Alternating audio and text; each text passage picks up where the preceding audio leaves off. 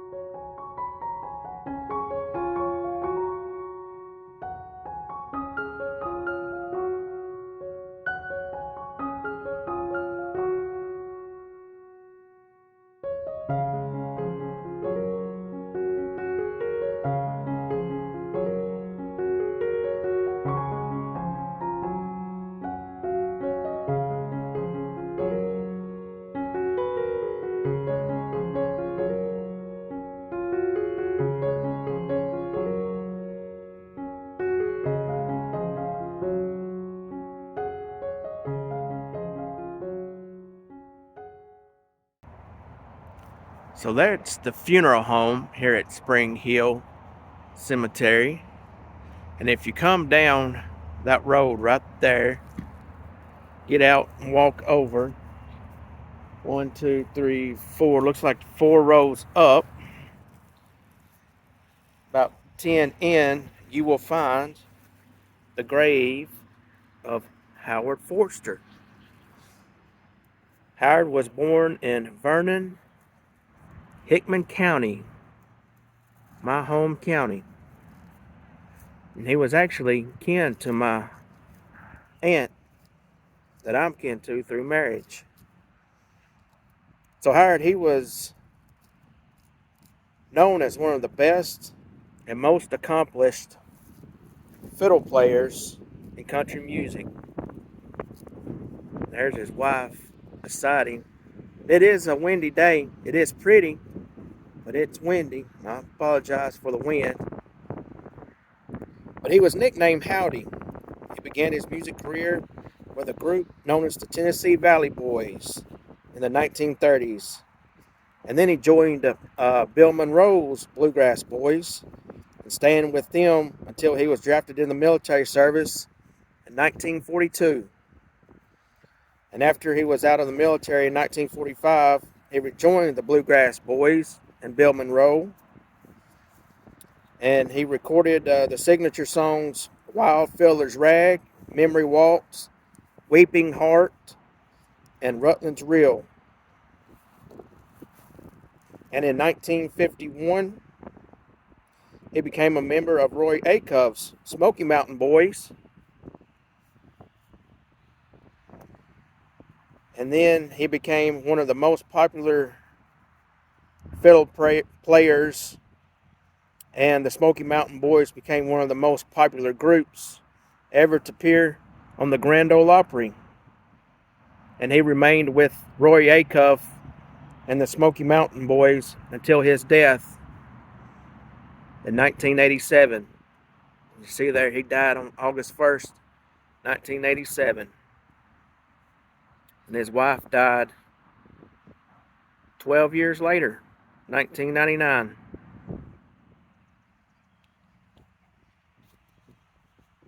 Howard Howdy Forster from Hickman County, Tennessee.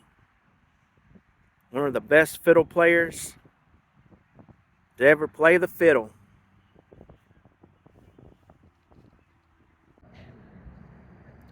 So you come into Spring Hill Cemetery right there, and right over there is Jimmy Martin. And you come on around and you'll see the headstone of Kitty Wells.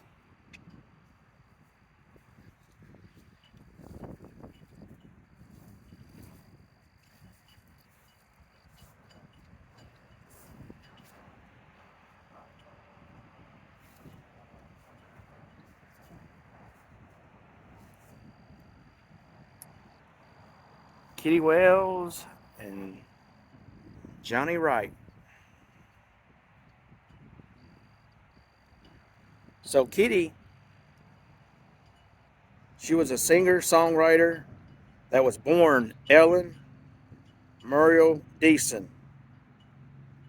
She had a big hit in 1952 that was named It Wasn't God Who Made Honky Tonk Angels.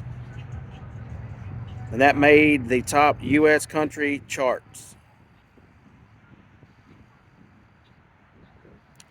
She learned how to play the guitar at age 14 and made her singing debut on the radio in 1936.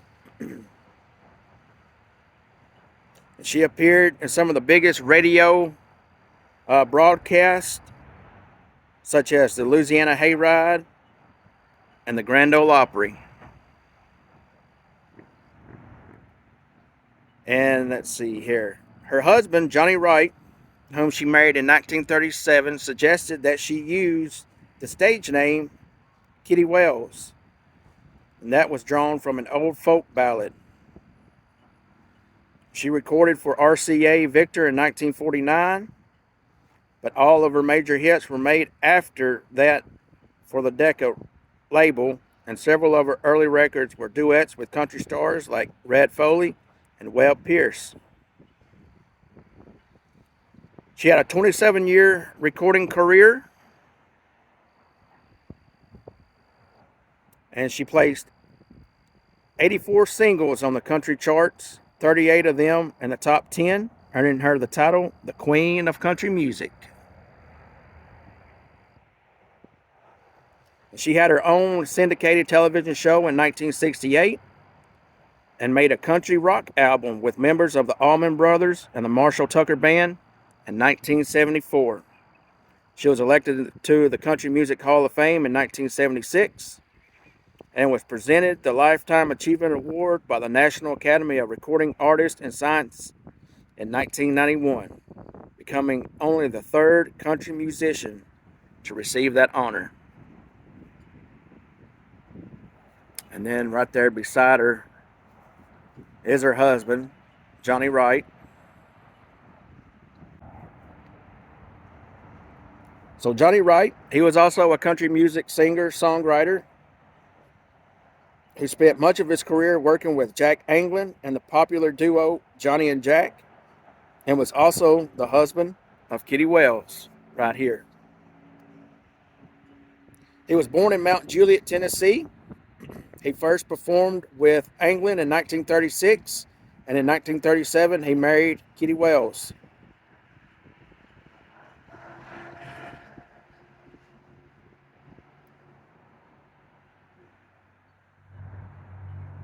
In 1964, he and his Tennessee Mountain Boys had a top 25 hit with Walkin', Talkin', Cryin', Barely Beatin', Broken Heart. In the following year, he had success with Hello Vietnam, a #1 hit. In 1968, him and his wife Kitty recorded an autobiography duet, We'll Stick Together, and continued playing live shows together through 2007.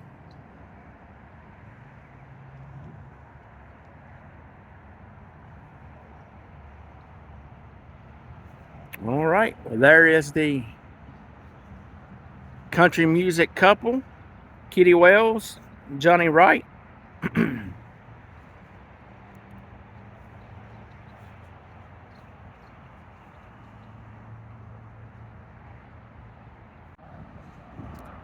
That cemetery over there is the Nashville National Cemetery.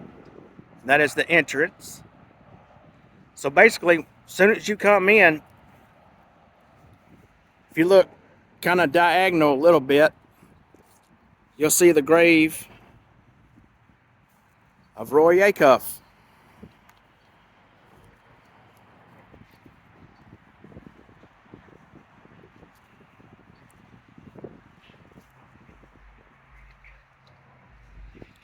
And it looks like this is a family plot here. Claude Acuff Sr., Gladys Mildred Acuff, Neil Acuff,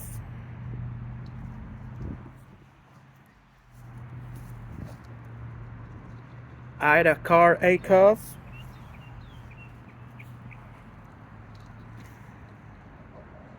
Roy Claxton Acuff,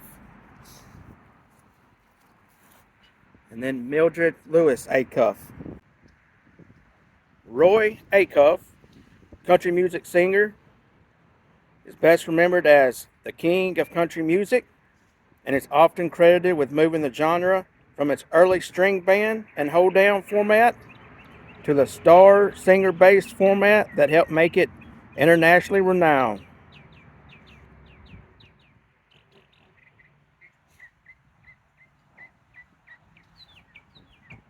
In 1929, he tried out for the Knoxville Smokies, a minor league baseball team that was affiliated with the the San Francisco Giants.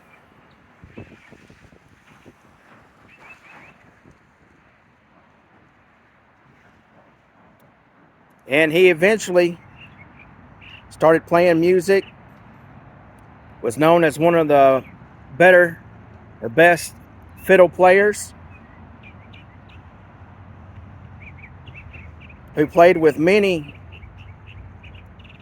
musicians throughout his lifetime.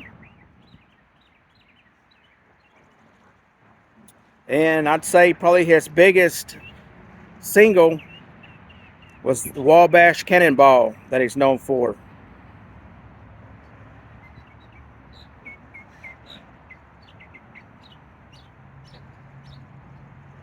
So Roy Acuff.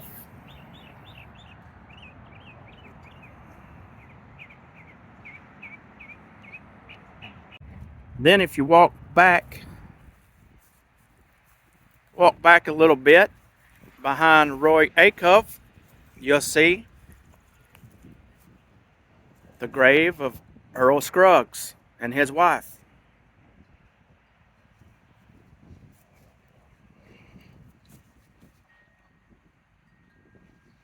So Earl Scruggs was a country and bluegrass musician, and he's best known for his three-finger banjo picking style that basically he pretty much invented in the bluegrass music. In 1945, when the Miller Band broke up that he was with, he joined the Bluegrass Boys with Bill Monroe, which also included the guitarist Lester Flatt. So Lester Flatt and Earl Scruggs made the duo of Flatt and Scruggs. In 1948, he and Flatt decided to leave Bill Monroe's band and formed their own group, the Foggy Mountain Boys, which later became known as Flatt and Scruggs. In 1959, he appeared at the Newport Folk Festival and introduced his style to the folk music revival during that time, which led him to perform on the College Folk Festival circuit.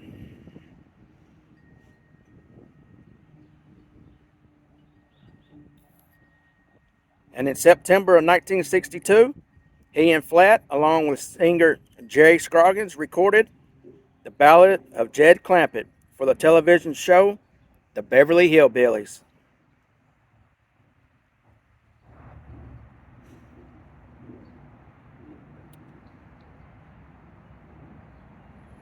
And in 1969, he won a Grammy for his instrumental Foggy Mountain Breakdown, which is a very famous musical tune.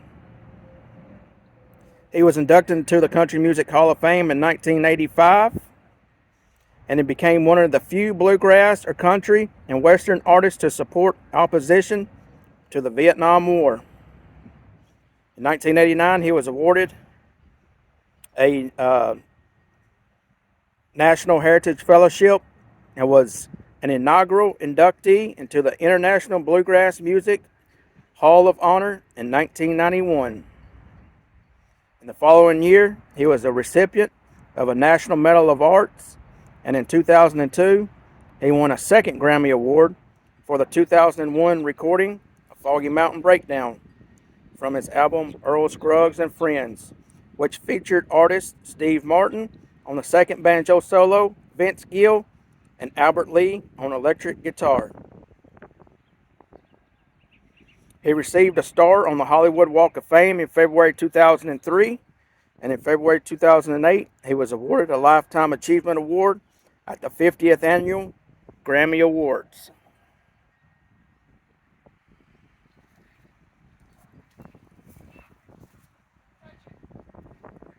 There's his wife.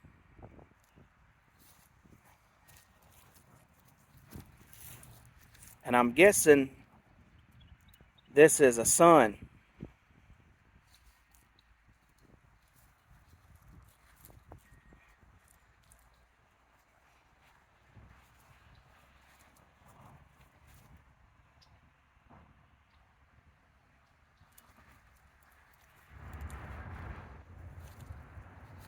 Earl Eugene Scruggs, born January 6, 1924. He died March 28, 2012. He was 88 years old.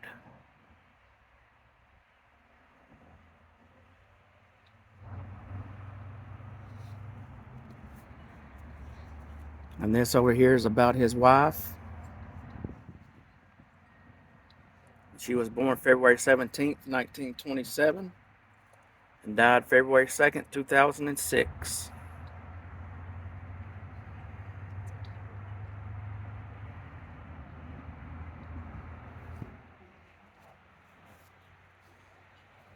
Earl Scruggs, a three-finger picking banjo player.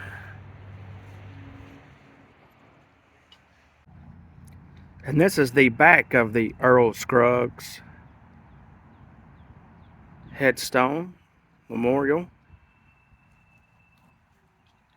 where it continues to talk about both him and his wife.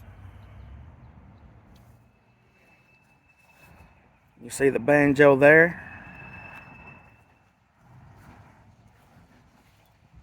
It tells you about all of his accomplishments. There's the wind picking up.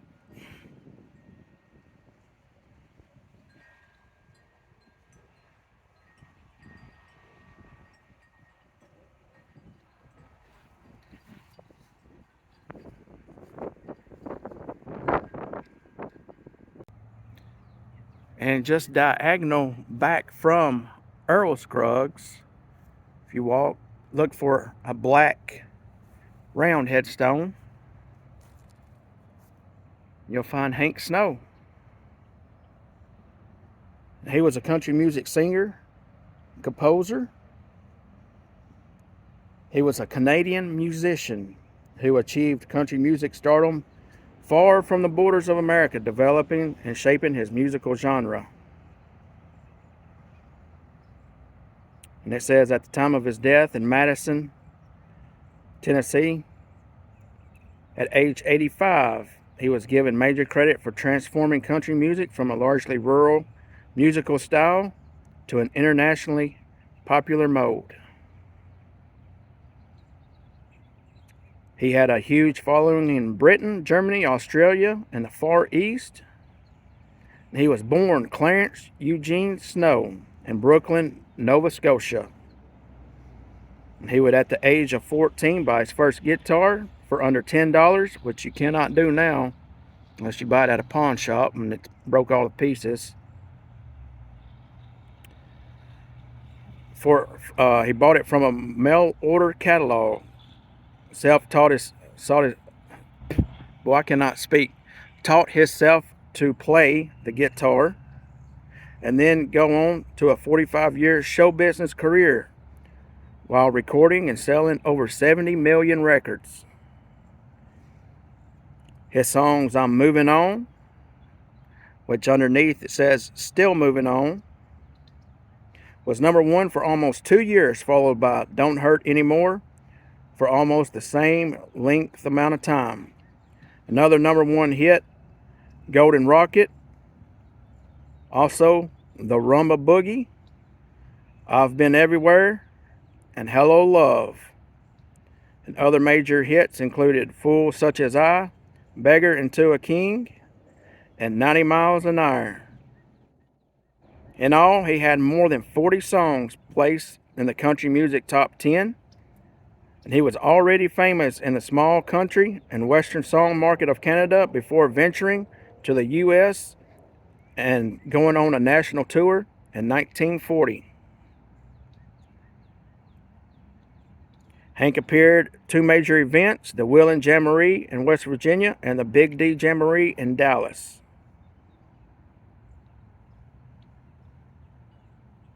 He would initially struggle here in the U.S., even to the point of almost returning to Canada. An invitation to the Grand Ole Opry was the key that turned his career around. Snow would become a member and remain for 52 years. However, in the later part of the 60s, aging would diminish his career and he would disappear from the charts and be basically gone, as RCA dropped him from the list of performers after some 45 years and making over 140 albums.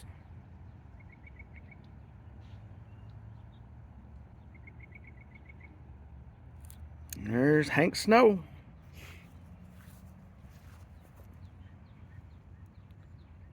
Clarence Hank Snow, born May 9th, 1914, died December 20th, 1999. And beside him is his wife, Minnie Blanche Snow, born April 14th, 1914, died May 11th, 2003.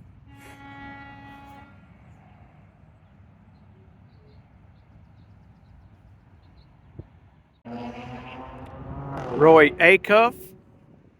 So if you come down across the road here,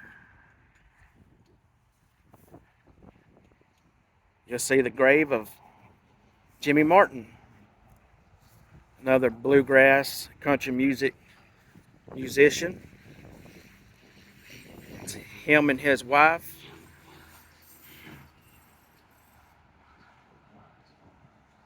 Well, no, his wife ain't passed yet. Okay, I'm sorry.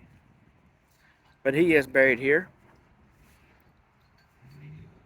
Will the circle be unbroken? That was a song he sang. It's a picture of Jimmy Martin, born August 10th, 1927, passed away May 14th, 2005, from Sneedville, Tennessee. It says in 1955, he formed his Sunny Mountain Boys and became a headline artist on both the Louisiana Hayride in Shreveport, Louisiana, and the WWVA Wheeling Jamboree. As among other labels, Jimmy Martin recorded 138 titles for a major record company, many of which including Ocean of Diamonds, Sophrony, Widowmaker, and Sunny Side of the Mountain. He did well in the country music charts in the 1950s through the 1970s, and virtually all of the songs he popularized came to be regarded as standards. A colorful and consummate entertainer and musician, Jimmy Martin produced profound and enduring influences on the idiom during its critical formative years and throughout the remainder of bluegrass music's first half century. It doesn't mention it, but he's known as the king of bluegrass, whereas Bill Monroe is known as the father of bluegrass. Jimmy Martin is known as the king of bluegrass. Yep, Jimmy Martin.